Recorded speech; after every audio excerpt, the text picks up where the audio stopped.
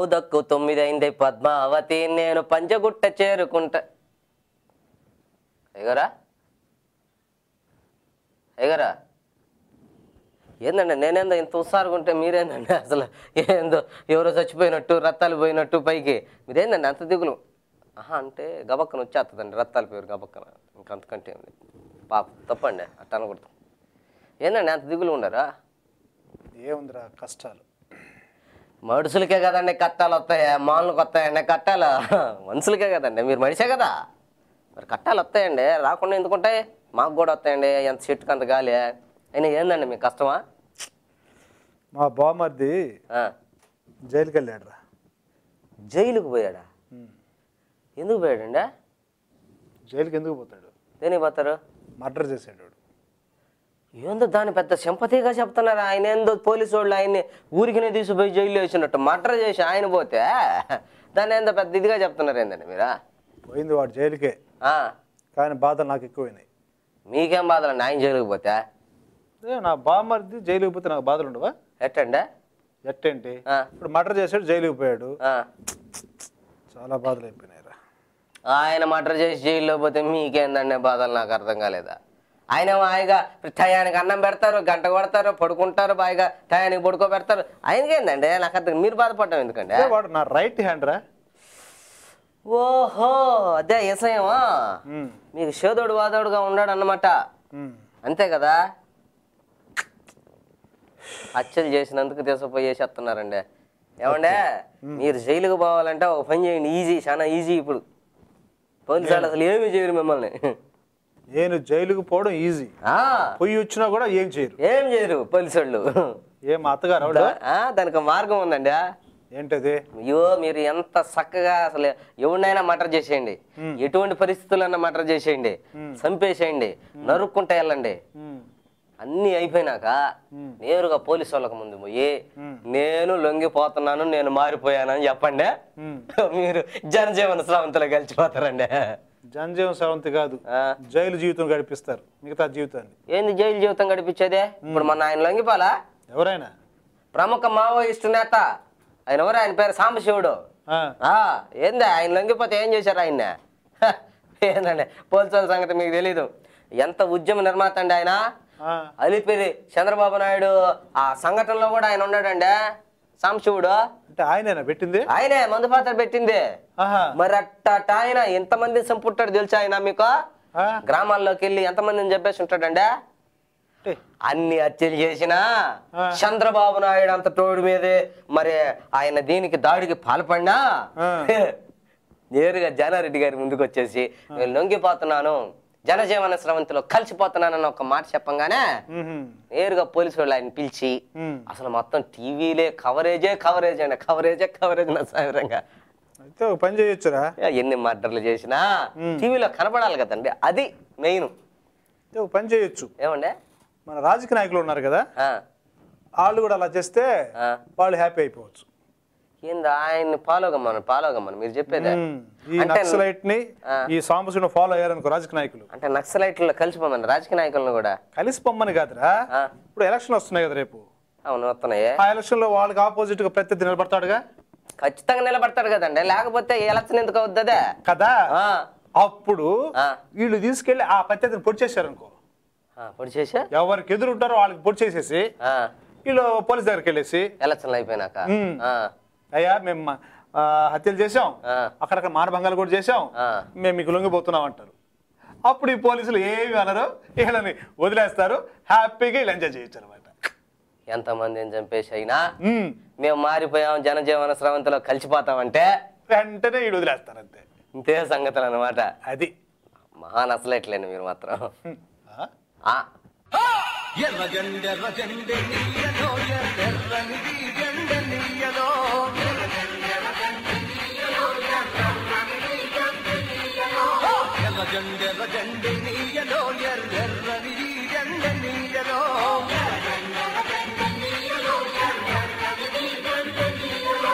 పేదల పాలి పెన్నీయలో మరి పెన్నిది గండెన్నీయలో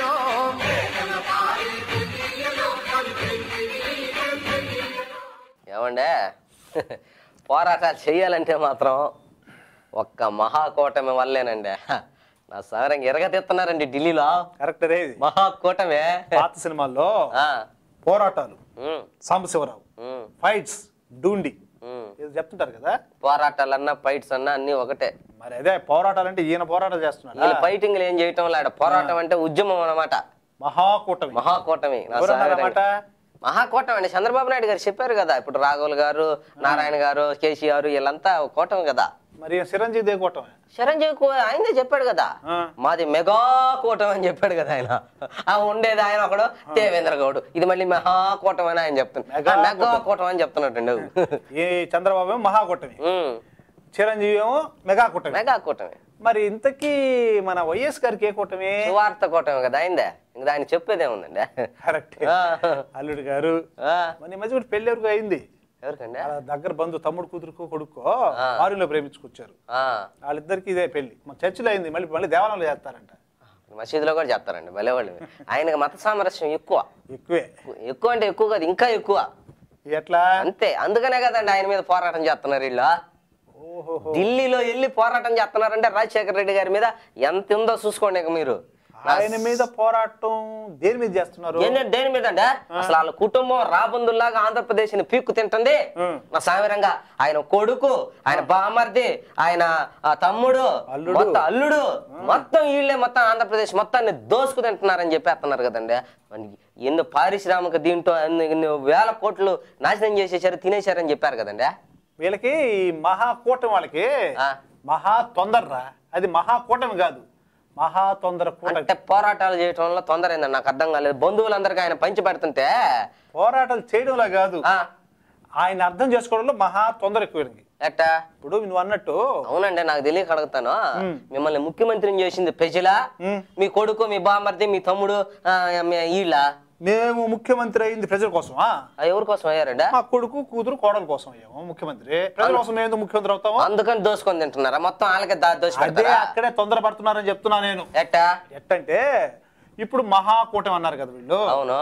అంటే వాళ్ళ కొడుకు, వాళ్ళ కోడలు, వాళ్ళ కుటుంబం మొత్తం తినేస్తున్నారు అంటున్నారు. అవును.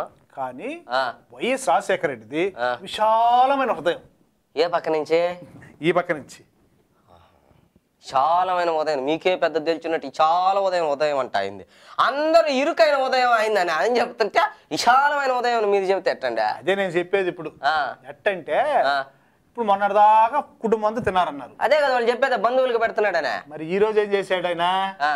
2100 కోట్లు సుబ్రహ్మరెడ్డి గారికి, కావూరి సాంబశివరావు గారికి, ఎంపీలు రాయపడిసే సాంబశివరావు గారికి, వీళ్ళందరికి పంచిపెట్టాడు కాంట్రాక్టుల పేరుతో. అయితే ఒక బంధువులకే కాదండి, వాళ్ళ పార్టీ ఎమ్మెల్యేలు, ఎంపీలకు కూడా పెడుతున్నాడు అన్నమాట. అందరికి పెడతారు.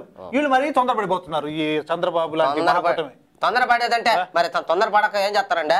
మరి వాళ్ళ ఎంపీలకి, వాళ్ళ పార్టీ ఎమ్మెల్యేలకి, వాళ్ళ బంధువులకి పెడితే కోపరాకి ఏం చేస్తుందండి ప్రతిపక్షాలకి? ఇప్పుడు నేను ఉదాహరణ చెప్తాను, దాన్ని బట్టి నువ్వు అర్థం చేసుకో. ఎట్టండి? ఇప్పుడు మన ఇంట్లో ఏదైనా వంట చేసుకున్నాం అనుకో, భోజనం ఏం చేస్తాం? తింటాం. అవునండి. ఎవరిని అతిథులు వస్తే వాళ్ళకి పెడతాం. ఎక్కువైంది అనుకో పని మనిషికి పెడతాం. కరెక్ట్. ఇంకా ఎక్కువైంది అనుకో అడుగు తినేవాడికి పెడతాం. కరెక్ట్. ఇంకా మిగిలిపోయింది అనుకో కుక్కకి పారేస్తాం. కరెక్ట్ కదా? అలాగే ఇప్పుడు వైఎస్ రాజశేఖర రెడ్డి ఇప్పుడు వాళ్ళ ఇంట్లో పెట్టాడు అంటే వాళ్ళ కడుపు నిండిపోయింది. బంధువులు, వాళ్ళ పార్టీ వాళ్ళు వాళ్ళకి పెట్టాడు, అయిపోయింది. Step by step. ఇంకా పని మనిషికి పెడతాడు, మళ్ళీ భిక్షగాడు పెడతాడు, కుక్కల్లాగా ఈలకే పెడతాడు. దానికి వీళ్ళకి తొందర ఎందుకు వచ్చిందో? అత్త సొత్తు అల్లుడు దానం చేసినట్టు ప్రజల సొత్తు ఈయన దానం చేయటం ఏంది నాకు అర్థం కాలేదు. మరి దట్ ఈజ్ వైఎస్. జగమంత కుటుంబం నాది, ఏకాకి జీవితం నాది. జగమంత కుటుంబం నాది, ఏకాకి జీవితం నాది. సంసార సాగరం నాదే, సన్యాసం శూన్యం నావే. జగమంత కుటుంబం నాది, ఏకాకి జీవితం నాది. Happy birthday to you, happy birthday to you. అట్లా పాడించుకోవాలని ఉందండి నాకు కూడా. పని చేయరా నువ్వు? వచ్చే నెలలోనే నా బర్త్డే అండి. అవునా? కేక్ గీక్ తెచ్చి నా చదివినట్టుగా మొత్తం కోసుకుని నేనే తినేయాలని ఉండాలండి. కోసుకుని మొత్తం తిను, కూర్చుని ఒక ముక్క పెట్టకుండా. అదేనండి. ఏమైనా పెద్దోళ్ళే చిన్నోళ్ళేనే. అది పెద్ద వేదాంతం నువ్వు చెప్పడం నేను విన్నాడు. అంతే కదండి, డబ్బు ఉన్నోళ్ళు కాబట్టి వాళ్ళు చేసుకొని తిన్నారండి. డబ్బు లేని వాళ్ళం మేమేం చేయాలండి? ఎవరేం చేసుకున్నారు ఇక్కడ? ఎందుకు అడుస్తావు? ఏదో చెప్పేది సరిగ్గా చెప్పలేవు. చెప్పేది ఏంటంటే కేసీఆర్ గారు బ్రహ్మాండంగా చేసుకున్నారు బర్త్డే ఫంక్షన్ మొన్న. బర్త్డే ఫంక్షన్ ఎవరేం చేసుకోరు? పెద్ద గొప్ప అదే ఏంది birthday function, marriage day function, death day function function వాళ్ళు చేసుకోరు. వాళ్ళు చచ్చిపోయిన తర్వాత ఎవడో ఒకటి చేస్తాడు. చేసుకుంటారు కదా ఫంక్షన్. సపోజ్ మీరు చచ్చిపోయారంటే నేను చేయాలి డెత్ డే ఫంక్షన్, వాళ్ళు చేసుకుంటారా? వాళ్ళకి వాళ్ళు ఎవరైనా ఇప్పుడే జరుగుద్ది నీకు ఇక్కడ డెత్ డే ఫంక్షన్. అది కాదండి, ఎట్ట మాట్లాడేటట్టండి. బ్రహ్మాండంగా చేసుకున్నారని నేను చెప్తుంటే ఆయనకి డబ్బు ఉంది, పలుకుబడి ఉంది, మంచి రాజకీయాల్లో మంచి మహాకూటంలో చేరున్నాడు ఆయన కాబట్టి చేసుకున్నాడు బ్రహ్మాండంగా ఫంక్షన్. అసలు అది కాదు నేను చెప్పేది. ఈ బర్త్డేకి బ్రహ్మాండమైన స్పెషల్ ఒకటి ఉందండి. దాంట పెసలు, కందులు, మినువులు కూడా ఉన్నాయి ఇక్కడ. పెసలు, కందులు, మినువులు ఏంది మళ్ళీ? నువ్వు చెప్పావు కదా పెసలు ఉన్నాయన్నాడ. పెసలు అంటే ఆ పెసలు కాదు, పెసర పప్ప నేను చెప్పేదే. మరి ఇంకేంద్రా పెసలు అంటే ఏందంటారు? ప్రత్యేక ఆకర్షణ స్పెషల్. అదే నేను కూడా చెప్పింది ఇందాక. చెప్పేదా స్పెషల్? ఏందా 56 కిలోల కేకు. ఆయన కూడా అంత బరువు ఉన్నాడో లేదో తెలియదు కానీ నాకు 56 కిలోల అంత బరువు గల కేకు తెచ్చి ఆయన 56 ఉండడు, 5 గాని 6 గాని ఉంటాడు. ఎట్టా 56 అన్నావు కదా, 50 కన్ఫర్మ్ కాదు. అదే ఇటు 5 గాని ఇటు 6 గాని ఏదో 56 కిలోల కేకు తెచ్చి అసాధారణంగా కట్ చేశారండి. అదే స్పెషాలిటీ అయింది దాంట్లో. అది కూడా పెద్ద స్పెషాలిటీ కాదు. ఎందుకంటే ఎవరు అంత బరువు ఉంటే అన్ని కిలోలు పెట్టి కోయడం అందరికి అలవాటేది. ఇంకా ఉంది, అప్పుడే అయిపోయిందా? 56 కిలోల కేకు ఏ షేప్ లో తయారు చేశారు తెలుసా? తెలంగాణ మ్యాప్, తెలంగాణ మ్యాప్లా దాన్నేసి ఆ మ్యాప్ ప్రకారం కేక్ తయారు చేసి ఆయన చేత కట్ చేయించి మొత్తం కార్యకర్తలు, నాయకులు అందరూ, తెలంగాణ వాళ్ళందరూ ఆ మొక్కలు తినేశారండి. అది స్పెషాలిటీ దీంట్లో. నా సాధారణంగా ఎంత ప్రేమ అండి తెలంగాణ మీద. ఎంత ప్రేమ లేకపోతే వాళ్ళు తెలంగాణ బొమ్మ మీద కేక్ వేసి కేకును కట్ చేసి తింటారండి. కరెక్ట్ రే. సింబాలిక్ గా ఇప్పుడే చూపించేశారు వాళ్ళు. ఏంది సింబాలిక్ గా చూపించేది? ఇప్పుడు మ్యాప్ వేసి బర్త్డే కేక్ లాగా చేసి కోసుకుని తినేశారని చెప్పావు కదా. అవును. సింబాలిక్ గా అంటే ఇప్పుడు తెలంగాణ వచ్చిందనుకో పొరపాటున వాళ్ళకి వస్తే ఆ నాయకులు, కార్యకర్తలు అందరూ ఆ కేక్ తిన్నట్టు తినేస్తారు, హాట్ కేక్ లాగా. అంటే తెలంగాణ ఏం ఉండదు ఇంకా ఉండదనే కదా వాళ్ళు చెప్పిందే.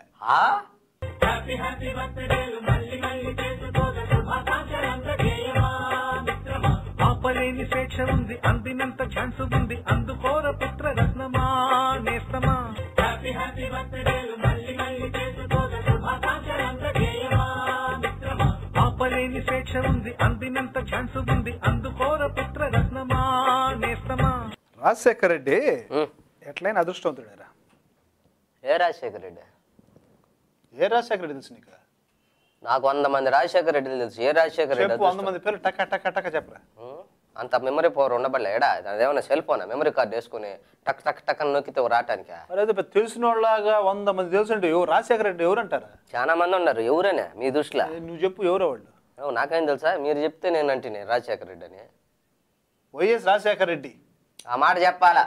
వైఎస్ రాజశేఖర్ అంటే అందరికీ తెలుసు. రాజశేఖర్ రెడ్డి అంటే 100 మంది ఉంటారు. ఇంకా ఇలాంటి అమాయకులు చాలా మంది ఉంటారు. అవును పాపం. ఆయన ఎట్ట అదృష్టవంతుడు అని చెప్తున్నారు మీరు. వైఎస్ రాజశేఖర్ రెడ్డి ఎట్టంటే అన్ని పార్టీ కార్యకర్తలకి ఎలాంటి వాళ్ళు ఉంటారు కార్యకర్తలుగా?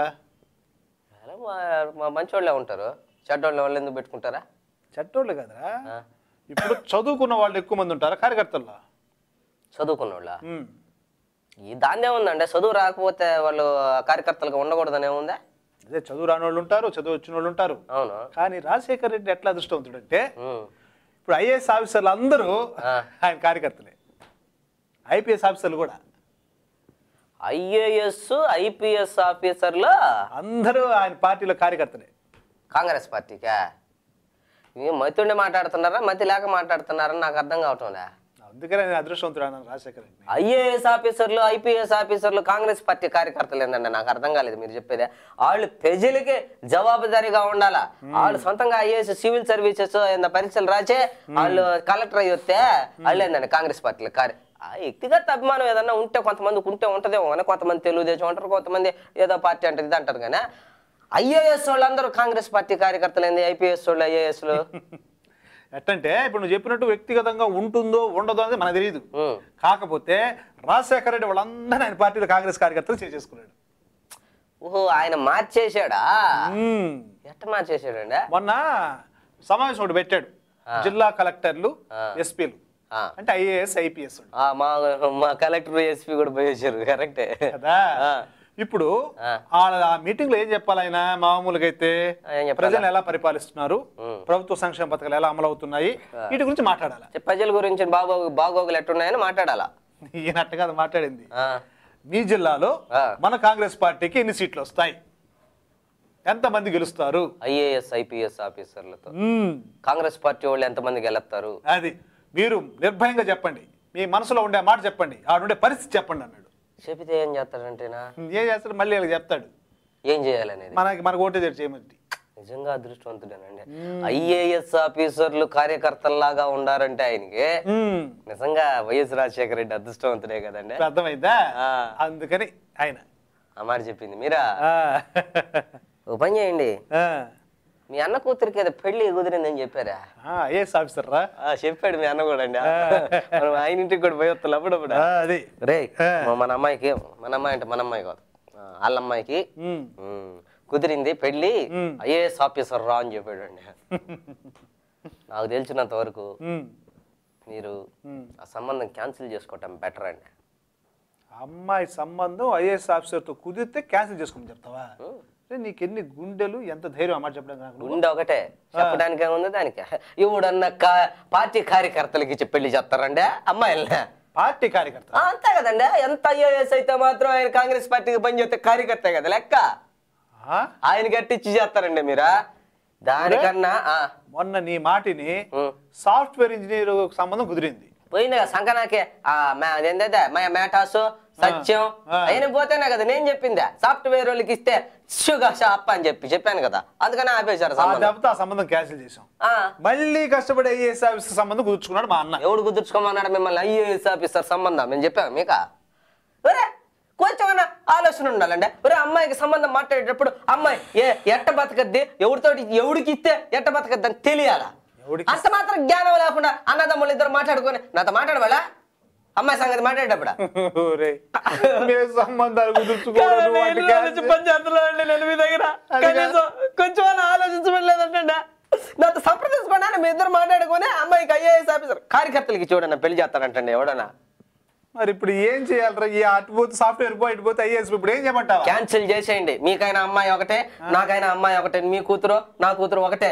ఒళ్ళు పగిలిపోతే ఎక్కువ మాట్లాడితే ఏంది ఒళ్ళు పగిలిపోయేది?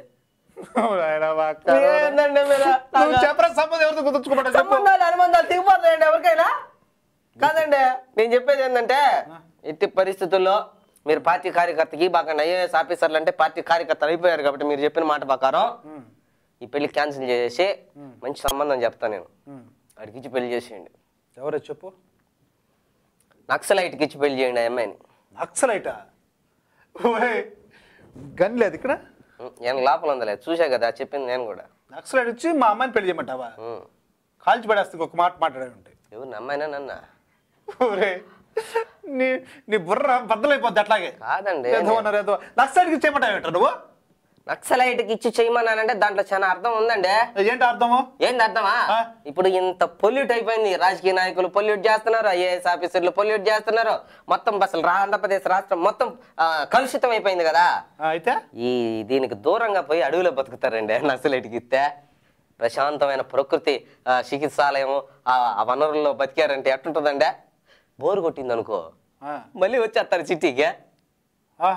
లొంగిపోతున్నారు కదా నక్సలైట్లా, అట్టే వచ్చేస్తారు, జనజీవన స్రవంతిలో కలిసిపోతారు. జనజీవన స్రవంతి కలిసిపోతారు. ఇప్పుడు నిన్ను వెంటనే అడవులు పంపిస్తున్నా. ఎవరిని? నిన్ను. నేను ఎందుకు పోతాను, మీరు పోతారు కానీ. మహారాజ రాజశ్రీ మహనీయులందరికీ వందనాలు, వందనాలు.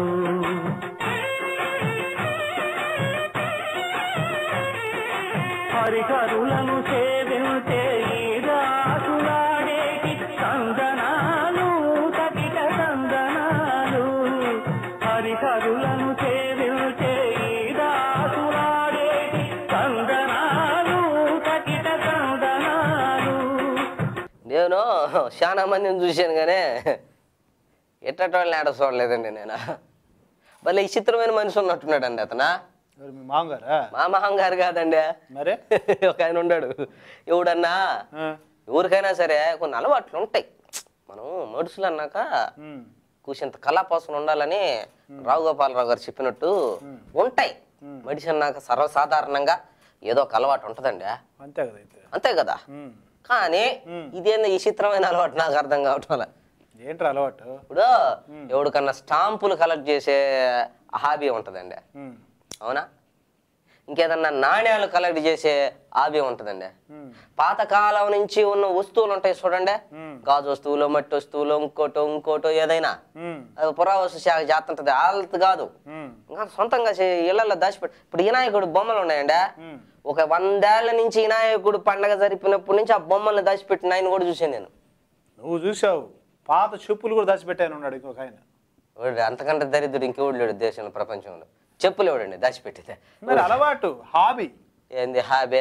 అదే హాబీ నేను చెప్పేది కూడా. ఇవన్నీ సరే బాగానే ఉన్నాయి, దాచిపెట్టు. చెప్పులు కూడా వదిలేయండి, దాన్ని కూడా ఏదో ఒకటి అనుకుందాం మనం. అంతే కాదండి, ఈ మరి చిత్రమైన మనిషి అండి ఇతను. ఎవర్రా? ఇంట్లో బాటిల్స్ కలెక్షన్ అండి. సెంటు బాటిల్సా? సెంటు బాటిల్స్ కాదండి, మందు బాటిల్స్. ఓహో సార్, జ్వరము దగ్గు వస్తుంటే పెట్టుకుంటారు కొందరు ఇళ్లలో. అవి ఎవడన్నా చేస్తారా కలెక్షన్ నాటినా? మరి సెంటు బాటిల్స్ కాదు, ఈ మందు బాటిల్స్ కాదు, ఇంకే మందు బాటిల్స్? ఈ మందు బాటిల్స్ అండి. ఓహో అదే బాటిల్స్ కలెక్షన్ అన్నమాట. ఖాళీ అనుకుంటున్నారేమో. పుల్లు బాటిల్స్, నా సావిరంగా పారిన మందు. పారిపోయే మందా? పారిపోయే మందు కాదండి, ఫారిన్ మందు. ఆ మందు అండి. ఇసుకే ప్రొఫెసర్లు ఇసుకే ఏంది? డాక్టర్లు ఇసుకే అది కాదు, ఏందో ఉంది ప్రొఫెసర్లను లెక్చరర్లు ఇసుకే అనేది ఉంది ఒకటి. చాలా ఉండాలి. టీచర్లు ఇసుకి అది. ఆ బాటిల్లో బ్యాందీ బాటిల్లు అన్ని పారినాయి నా సావిరంగా. ఒక రూమ్ నిండా ఉన్నాయండి ఆయన ఇంట్లో. అంటే ఒక 10-20 ఉంటాయా? 10-20 మొత్తం వైంచేసి అంతా అయ్యే పారెను. వైంచేసాను ఇంకా ఏడ ఉండారండి మీరు మందు బాటిల్ పెట్టుకునేదే? బార్ రూమ్ అంటారు. మొత్తం పారిన బాటిల్స్ ఏనండి, ఫుల్ బాటిల్స్. అదేం అలవాటు ఆయనకి. రాజేశ్వర రెడ్డి అనే, లోకా Rajeshwara Reddy, SC project Chevella Pranahita Chevella project superintending engineer అండి. అవును. ఈయన ఇంటికి ఏసీబీ వాళ్ళు దాడి చేస్తే సాధారణంగా ఏం దొరుకుతుందండి? దాడి చేస్తే డబ్బులు దొరుకుతాయి. ఇంకా ఏం దొరుకుతుందండి? పత్రాలు దొరుకుతాయి. ఇంకా ఏం దొరుకుతుంది? నోట్లు దొరుకుతాయి. ఇంకా ఏం దొరుకుతాయండి? మొహం దొరుకుతాయి, నగలు దొరుకుతాయి. అక్కడ దొరకల మందు దొరికింది సావిరంగా. నేను చెప్పిన పుల్ బాటిల్స్ అన్ని చూసుకోండి ఎంత చిత్రం. అసలు ఈ డబ్బు, నగలు, పత్రాలు ఇవన్నీ చూసినప్పుడు వాళ్ళు ఇత్తు బాలేదండి. ఈ మందు బాటిల్ చూసిపోయిన తర్వాత ఆశ్చర్యపోయారండి మన వాళ్ళు, ఏసీబీ వాళ్ళ. అనవసరంగా ఆశ్చర్యపోయినట్టున్నారా? ఎందుకనండి? ఇప్పుడు అంత పెద్ద ప్రాజెక్ట్ కానీ ఎస్సీ అయినప్పుడు ఆ మాత్రం బాటిల్స్ ఉండకపోతే ఆయన మేనేజ్ ఎలా చేస్తాడు అందరితో? అవన్నీ ఉండొచ్చు అండి, కానీ వీళ్ళు ఆశ్చర్యపోవటం తప్పే ఉందండి. ఫారిన్ ఇసుక అంటే సామాన్యమా? ఎక్కడి నుంచి వచ్చినాయో ఎట్ట తెచ్చారనండి? వచ్చేజోడు వస్తూ ఉంటాయి, పోయేజోడు పోతూ ఉంటాయి. కానీ నిజంగా ఫుల్ బాటిల్స్ అనమాట. మొత్తం ఫుల్ బాటిల్స్ ఏనండి. అది దాంట్లో తిరుగు లేదు, అంతే నా స్వామి రంగా. ఏసీబీ వాళ్ళు మొత్తం అంటే ఏమండే ఏమైనా సరే అక్కడికి వెళ్ళి ఆ పుల్ బాటిల్స్ టీవీలో చూపించారు కానీ అది వేరే విషయమా. ఒక్కసారి కాళ్ళతో చూసి రావాలండి స్వయంగా పోయా. నువ్వు కళ్ళ చూడు అని అక్కడికి పోయావు అనుకో, అక్కడ నీకేం కనిపించవు. ఎందుకు కనిపించవా? అన్ని ఖాళీ బాటిల్స్ కనిపిస్తాయి. ఖాళీ బాటిల్సా? టీవీలో చూపించిన పుల్ బాటిల్సా? పిచ్చోడా, అవి అంతకు ముందు ఏసీబీ వాళ్ళు దాడి చేయక ముందు ఫుల్ బాటిల్స్, దాడి చేసిన తర్వాత అన్ని ఖాళీ బాటిల్స్. ఎట్ట కూడా జరుగుతాయా? మొత్తం లాగేస్తారు కదా. బాటిల్స్ కాబట్టి సరిపోయింది దానికి కలెక్షన్ చేసే అలవాటు. అదే అమ్మాయిని కలెక్ట్ చేసే అలవాటు ఉందనుకో. ఎవరికే? ఆయనకే, ఏసీకి. ఉంటే ఈ ఏసీబీ వాళ్ళు నోరు తెరిచేసి వెనక్కి వెళ్ళిపోయేవాళ్ళు. ఎందుకని? వాళ్ళని కృష్ణులా వేల మందిని మెయింటైన్ చేయడానికి. కరెక్టేనండి.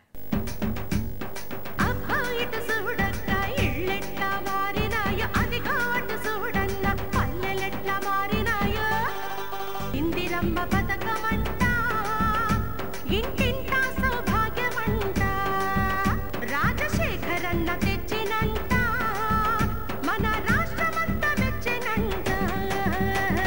ప్రతి పేదవారి సొంత ఇంటి కలల సాకారం ఇందిరమ్మ ఇళ్ల పథకం. ఈ తల్లి ఆవేదన తన చిన్నారి కోసం. పేరు ధనంజయ్, అనంతపురం జిల్లాలోని మారుమూల గ్రామం. ఇతనికి గుండెలు ఏంటంటే ఒక గదిని 2 అడ్డగోడ కింద కట్టేసి ఊపిరితిత్తులకి రక్తం వెళ్ళకుండా ఉన్నదన్నమాట. ఈ రోజు ఆపరేషన్ అయింది. ఇక లైఫ్ లాంగ్ ఎలాంటి ప్రాబ్లం గుండె నుంచి ఏం రావన్నమాట. నా కొడుకు మంచిగా ఉన్నాడు. జీవితాంతరం ముఖ్యమంత్రికి రుణపడి వెళ్తాను. పేదల పాలిట పెళ్లికి ఆరోగ్యశ్రీ బీమా పథకం. మొన్న ఎవరు చెప్పారండి నాకు. ఎవడబ్బా? వాడు పెదాంకుడు మా అన్న వాడు చెప్పాడు. మొన్న వాడికేం పని లేదు, ఏదో చెప్తుంటావు, నువ్వేదో నాకు చెప్తుంటావు. నీకు పని లేదు, నాకు పని లేదు, వాడికి పని లేదు. ముగ్గురు పని లేని వాళ్ళు ఏం మాట్లాడుకుంటారు? ఏ కదా మాట్లాడుకుంటారు. ఇంకా ఏం చెప్పాడు ఎంతకు నీకు ఆయన? వాడు ఏం చెప్పాడంటే ఏందా CNN, IBN ఏమన్నా ఉన్నాయా ఛానల్సా? ఉండా ఏవే టీవీలో వస్తాయి అయ్యా. అవి అంటే మనం చూస్తుంటాంగానే అవి ఏం ఛానల్స్ మనకు తెలియదు. ఏందో వస్తుంటాయి అవన్నీ పుల్లు. వాడితో నీకేం పని రా? అంటే కదా, ఒక దాంట్లో ఏమో పులిని చూపిస్తుంటారు, ఇంకో దాంట్లో ఎలుకని చూపిస్తారు. ఈ పక్కన చూస్తే ఒక చిరంజీవి, వైఎస్ రాజశేఖర రెడ్డి వీళ్ళందరినీ చూపిస్తుంటారు. ఏ ఛానల్ ఏమవుతుందో మనకు అర్థం కాకపోయా. 150 ఛానళ్ళు వస్తున్నాయి. అదే వాటిలో ఏదో గుర్తుపడతావు. వాడు గుర్తుపెట్టాడు. వాడు చిన్నప్పుడు కొంచెం ఇంగ్లీష్ కొంచెం నేర్చుకున్నాడు, ABCDలో. మనం పలక ఆడ పెట్టి మధ్యలో పెట్టి మనం బడి పోతుంటాం. మీ ఇంటికాడికి ఆ ఇంటికాడికి జరుగుతుంది. అందుకే అవి కూడా రాకుండా పోయినా. వాడు చెప్పాడు IBN CNN ఛానల్లో చిరంజీవి గారి గురించి చెప్పారంట. ఏమని? ఆయనకి రేపు వచ్చే ఎలక్షన్ లో 7% ఓట్లు వస్తాయని. అబ్బా అబ్బాయి అంటే 7% పెద్ద ఓట్లు అయ్యా. అబ్బా అంటున్నారు దాన్ని. అదే అదే మహా ఓట్లని కదా అర్థమా? 7% వస్తాయి చిరంజీవి ప్రజారాజ్యం పార్టీకి అని చెప్పారంటే. చిరంజీవి ఊరుకున్నాడు అన్నమాట. ఎన్లా అదే చెప్పబోతున్నాను నేను కూడా. ఆయన ఎందుకు ఊరుకుంటాడు? ఆయన ఏమన్నాడు? 7% వచ్చేదా మీరు చెప్పినట్ట వేసుకున్నాడు సవీరంగా. ఏమని? ఈ 7% ఇప్పుడు కాదు, 3 నెలల క్రితం సంగతే. ఇప్పుడు అంటే చెప్తారు 7%, మా పార్టీకి 80% వస్తాయి అని చెప్పాడండి. 7% కాదు 80% వస్తాయి అని చెప్పాడు. ఏం కరెక్ట్? చిరంజీవి చెప్పింది కరెక్ట్. అంత ఎదిగిపోయిందా ప్రజారాజ్యం పార్టీ? ఈ పక్క తెలుగుదేశాన్ని, ఆ పక్క కాంగ్రెస్ ని పక్కన పెట్టుకొని అంత ఎదిగిపోయిందండి ప్రజారాజ్యం పార్టీ. ఇప్పుడు అంతకుముందు వాళ్ళు ఎంత శాతం అన్నారు? 7% వస్తాయి అని చెప్పాడు. ఇప్పుడు ఈయన ఎంత శాతం అన్నాడు? అది 3 నెలల మాట. ఇప్పుడు 80% వస్తుందని చెప్తున్నాడు. 7%లో 80% ఎంత? ఏంది 7%లో 80% ఏంది? అదే ఆయన చెప్పింది. ఎట్టా? వాళ్ళు చెప్పిన 7%లో 80% పెరిగింది అన్నాడు. అంటే 7%లో 80% అంటే 5%. అటు 7% ఇప్పుడు పెరిగిన 5%, మొత్తం కలిపి 12% ఓట్లు ఉన్నాయని నేను చెప్పడం అర్థం. అంటే ఆయన చెప్పింది 80% 7%లోనా? అంతేగాని మొత్తం ఓట్లలా కాదు. చిరంజీవి మహాజ్ఞాని అండి నిజంగానే. మహాజ్ఞాని ఆయన. తెలుగులో అన్ని కరెక్ట్ చెప్తాడు ఆయన. మహాజ్ఞాని అంటే నాకు గుర్తొచ్చింది రోయ్, నిజంగా మహాజ్ఞాని ఆయన. అట్టా ఇప్పుడు నువ్వు తప్పు చేసావు అనుకో, ఏరా తప్పు చేసావు, నువ్వేమంటావు? చేసినా కూడా తప్పు తెలిసినా కూడా ఒప్పుకో, ఇది తప్పు కాదు, అది రైట్, నేను పట్టిన కుందేలకు 3 కాళ్ళే చెప్తావు కదా. కానీ చిరంజీవి అట్టంటాడు కాదు. మహాజ్ఞాని చేసిన తప్పుని వెంటనే తెలుసుకొని సర్దిద్దుకుంటాడు. ఈ ఎట్ట కనుక్కున్నారు మీరు? ఎట్టంటే మొన్న ఈ మధ్య ఏమన్నాడు, ఆంధ్రలో ఎట్ట ప్రజారాజ్యం ఉంది కదా, ఆ పక్కన సరిహద్దు రాష్ట్రాలు ఏమున్నాయి? ఒక పక్క కర్ణాటక, ఒక పక్క తమిళనాడు, ఇంకో పక్క ఒరిస్సా.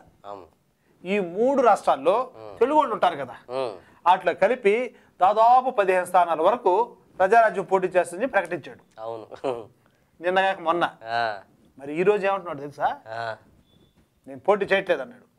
అంటే ఆయన అన్నమాట ఆయన తప్పులాగా ఏదో పెద్ద దోషంలాగా అనిపించింది. వెంటనే తప్పుని సరిదిద్దుకేసుకున్నాడు. అంటే మహాజ్ఞాని గల వాళ్ళే ఇలా మాట్లాడతారనమాట. ఓకే అండి, చిరంజీవి గారు మహాజ్ఞానే ఒప్పుకుంటున్నాము. మరే అంత జ్ఞానం అయినప్పుడు ప్రజారాజ్యం పార్టీ ఎందుకు పెట్టారండి? తెలివి ఒక్కటి సొమ్మంటే తెలివి తక్కువ దద్దమ్మా, సొమ్ము మనది సోకు మనది, చూడవే ముద్దుల గుమ్మ, చూడవే ముద్దుల గుమ్మ.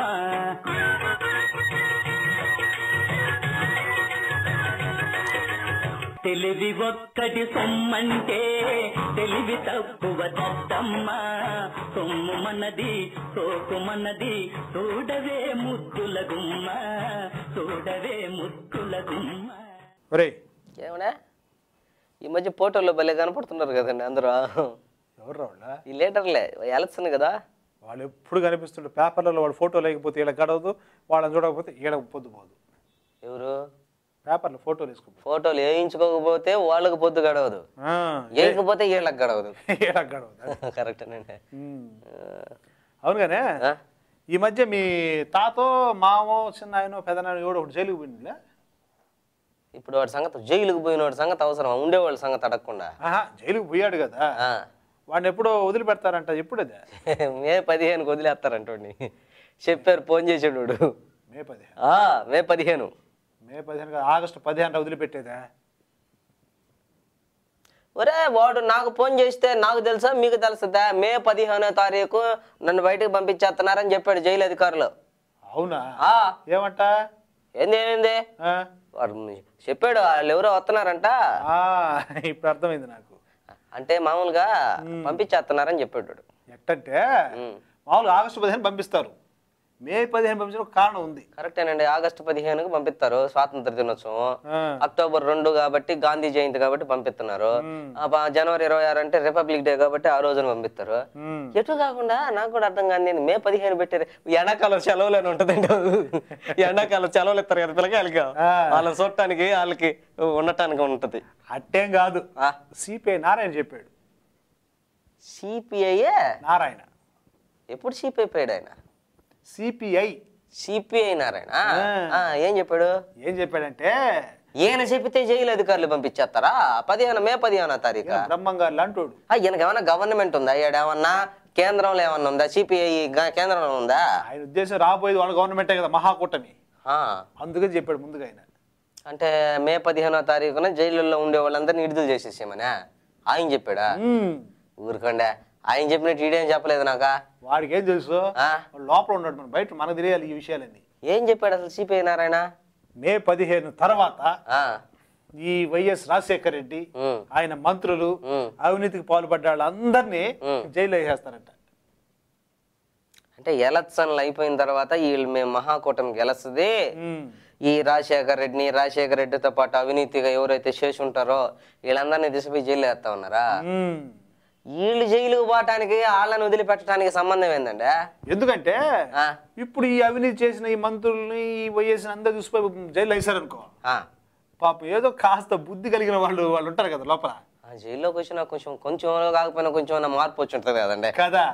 అటువంటి టైంలో ఈ అవినీతి పనులు తీసుకుపోయి ఆ జైల్లో పెట్టారనుకో, వాళ్ళు కూడా కలిసి అయిపోతారు, చెడిపోతారు. అందుకని వీళ్ళందరినీ బయటికి పంపించేసి మే 15 తర్వాత వాళ్ళ లోపల దోస్తారంట. సిపిఐ నారాయణ చెప్పాడు. చాలా తెలుగులోడండి నారాయణ. నీ పాపం పండెను నేడు, నీ భరతం పడతా చూడు, నీ పాలిట యముని నేను, నీ కరెక్ట్ మొగుళ్ళి నేను.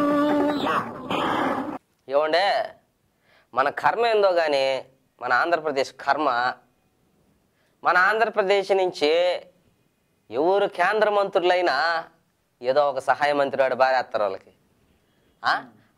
ఏదన్నా ఇచ్చారనుకో వాళ్ళకి దాంట్లో ఏముండదు ప్రాముఖ్యత, ఏదన్నా మంచి క్యాబినెట్ పోస్ట్ ఇస్తే. అసలు ఏదండి నాకు అర్థం కాలే, ఉత్తర భారతదేశం వాళ్ళకే ఎక్కువ పదవులు వస్తాయండి, నాకు అర్థం కాలేదా? వాళ్ళకి రావటం, వాళ్ళు దానికి తగినట్టుగానే చేసుకోవడం. మొన్న రైల్వే బడ్జెట్లో చూసారా, ఆంధ్రప్రదేశ్కి నా సమీరంగా ఒక్క రైలేలా వాటి బడ్జెట్ కేటాయించలా. సరే పోతే పోయింది, లాలూ ప్రసాద్ యాదవ్ అది అనుకున్నావా? ఇప్పుడు ఏమైంది, మళ్ళీ ఆర్థిక బడ్జెట్ పెట్టారు ఫైనాన్స్, ప్రణబ్ ముఖర్జీ గారు. దీంట్లో ఆడిచ్చారండి మనకి, దీంట్లో కూడా లేదండి. మళ్ళీ మొండి సీఎం మనకి. ముఖ్యంగా అసలు నన్ను అడిగితే అలా వెంకటగిరి నడికుడి రైల్వే లైన్ ఒకటి ఉంది ప్రపోజల్. ఏమంటే ఇది ఇప్పుడు కాదు, 30 ఏళ్ల నుంచి వస్తుంది ఇదే ఇష్యూ. వీళ్ళు తీసుకుపోయి ప్రతిపాదనలు పెట్టడం, వాళ్ళ బడ్జెట్లో ఎగ్గొట్టడం, ఇదే తంతు. నేను అనుకున్నానండి ఈసారన్నా ఖచ్చితంగా వస్తుందేమో అనుకున్నానండి. ఎందుకంటే మనసాక్షిగా చెప్పాలి కదా, మనకు నెల్లూరు జిల్లా నుంచే అక్కడి నుంచి మొదలవుద్ది కాబట్టి రైల్వే లైన్. నెల్లూరు జిల్లా నుంచి 7 ఎంపీలు ఉన్నారండి నా స్వామి రంగ కేంద్రంలో. ఎందు అనుకున్నాను నేనా? ఎలక్షన్ జరిగింది ఎప్పుడు? ఎంపీ ఎలక్షన్ లో 5 ఏళ్ళు అయిపోయింది కదండి. బడ్జెట్ ఎన్ని ఏళ్ళకి ఒకసారి పెడతారు? 5 ఏళ్ళకి ఒకసారి బడ్జెట్. 5 ఏళ్ళకి ఒకసారి వచ్చేది? 5 ఏళ్ళకి 2 ఏళ్ళకి ఒకసారి, సంవత్సరానికి ఒకసారి బడ్జెట్ పెడతారు. మరి సంవత్సరం బడ్జెట్ పెట్టినప్పుడు 5 ఏళ్ల నుంచి వాళ్ళే కదా ఎంపీలు. అవును, మారారా? మారలేదు. 5 ఏళ్ళకి దాకా ఎందుకు మారుతారు వాళ్ళ? మరి నువ్వు ఈ బడ్జెట్లో అయినా వస్తుంది, ఈ బడ్జెట్లోనే ఎంపీలు ఉండాలంటే వాళ్ళు 5 ఏళ్ల నుంచి ఉన్నారు ఎంపీలుగా. ప్రతి సంవత్సరం రైల్వే బడ్జెట్ పెడుతూనే ఉంటారు. నేను చెప్పేది కూడా అదేనండి. ఏ బడ్జెట్ లోనూ రావటం లేదనే చెప్పేది. ఎన్నిసార్లు పెట్టుకోండి, 6 నెలలకు పెట్టుకోండి, సంవత్సరానికి పెట్టుకోండి బడ్జెట్. మాకు పెడితే ఏమో లాభం మాకేడా? మాకేమైనా వచ్చింది? నువ్వు చెప్పేది ఈ 7 మంది ఎంపీలు ఖాళీగా కూర్చొని ఉన్నారు, ఏ పనులు చేయట్లేదంట. ఈ జనార్దన్ రెడ్డి ఉన్నాడు, నేదురుమల్లి జనార్దన్ రెడ్డి గారు ఉన్నారు, మాజీ సీఎం. ఆయన ఎంత బిజీగా ఉన్నాడు. ఆయన టి సుబ్బరామరెడ్డి ఒక ఆయన, పనబాక లక్ష్మి ఒక ఆమె, మన మేకపాటి రాజమోహన్ రెడ్డి ఒక ఆయన, ఇంకెవరో ఎంపీ సుబ్బరామరెడ్డి. ఇందాక చెప్పిలా ఎన్నిసార్లు చెప్తాం ఆయన పేరు? 2 సార్లు ఎంపీ అవుతాడు ఎవడన్నా. ఇప్పుడు 3 సార్లు అయ్యాడు ఆయన. అట్ట కాదు, ఒక మనిషి 2 సార్లు ఎంపీలుగా ఉంటారా? ఆయన పేరు ఒకసారి చెప్పాం. ఇట్టోళ్ళు అందరూ కమిటీలో ఎంపీలుగా ఉండి కూడా ఆ నడుకుడి వెంకటగిరి లైన్ రావటం లేదంటే ఏందండి? నాకు అర్థం కాలేదు. ఇదే ఇప్పుడు వీళ్ళు ఏం చేస్తున్నారు నాకు అర్థం కాలేదు. వాళ్ళు చాలా బిజీగా ఉంటారు. ఎట్టా? ఇప్పుడు జనార్దన్ రెడ్డి ఉన్నాడు, ఆయన కొడుకు ఎంపీ సీట్ ఇప్పించుకోవడంలో ఆయన బిజీ.